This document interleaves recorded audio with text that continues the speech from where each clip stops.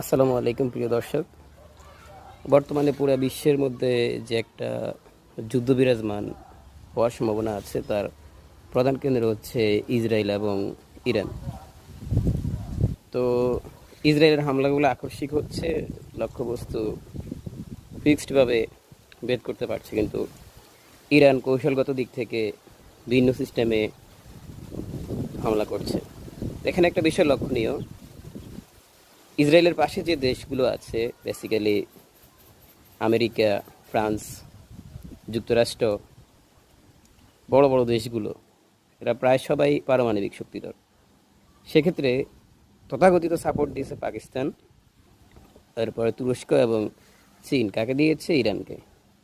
তো মোটামুটি এভাবে বলা যায় ইরান একাই লড়াই করতেছে পুরো বিশ্বের সাথে।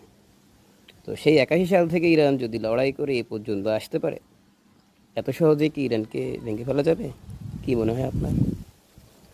আয়াতুল্লাহ খামিনি মারা যেতে পারে, তাদের প্রধানমন্ত্রী মারা যেতে পারে, কিন্তু তাদের ডজন খানিক আয়াতুল্লাহ খামেনি, ডজন খানেক এই প্রধানমন্ত্রী, সকল অবস্থানে ডজন খানিক লোক তাদের তৈরি করা আছে। তারা জানে তাদের সাথে এমন হবে, আর তাদের ক্ষতি করছে সব থেকে বেশি ওই যে ইন্ডিয়ান বাহিনীরা।